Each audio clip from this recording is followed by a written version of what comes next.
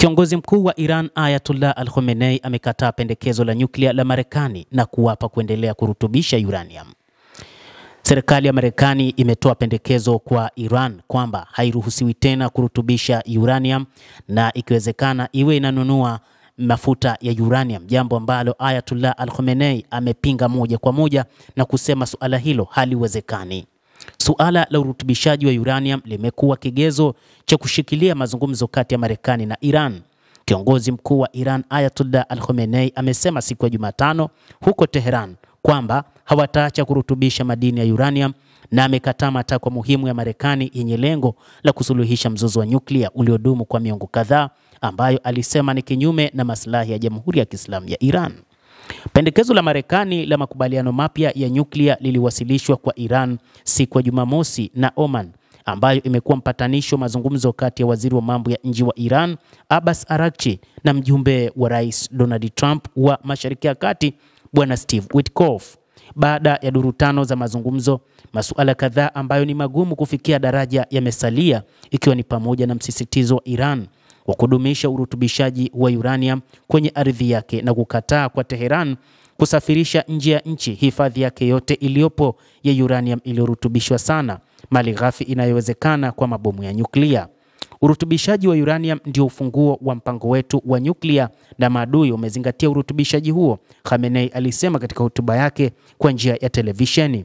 Pendekezo la Marekani linakinzana na imani ya taifa letu katika kujitegemea na kanuni ya tunaweza, alisema.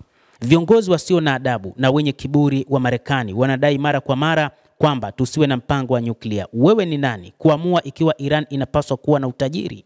Aliongeza Ayatollah Al-Khamenei. Iran inadai inataka teknolojia ya nyuklia kwa malengo ya amani kabisa. Tehran imesema mpango wake wa teknolojia ya nyuklia ni kwa malengo ya amani, na kwa muda mrefu imekanusha shutuma za madola ya magharibi kwamba inatafuta kutengeneza silaha za nyuklia. Siku ya Jumatatu, shirika la habari la Reuters liliripoti kuwa Tehran iko tayari kukataa pendekezo hilo la Marekani kwa misingi kwamba lilikuwa sio la mwanzo ambalo lilishindwa kulainisha msimamo wa Washington kuhusu kurutubisha uranium au kushughulikia maslahi ya Tehran.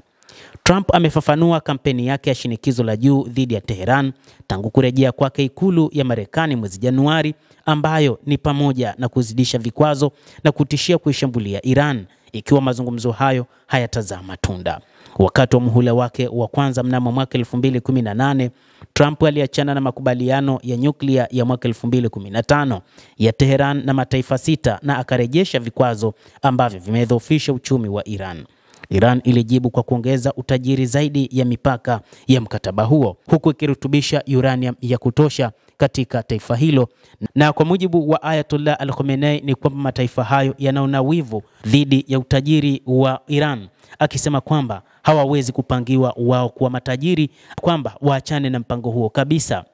Basi mtazamaji, hayo ndio maneno ya Ayatollah Al-Khamenei, kiongozi wa serikali ya Jamhuri ya Kiislamu ya Iran, ambaye amepinga kile kilichoelezwa na rais wa Marekani Donald Trump kwamba Iran inapaswa kuachana kabisa na mpango wake wa urutubishaji wa uranium.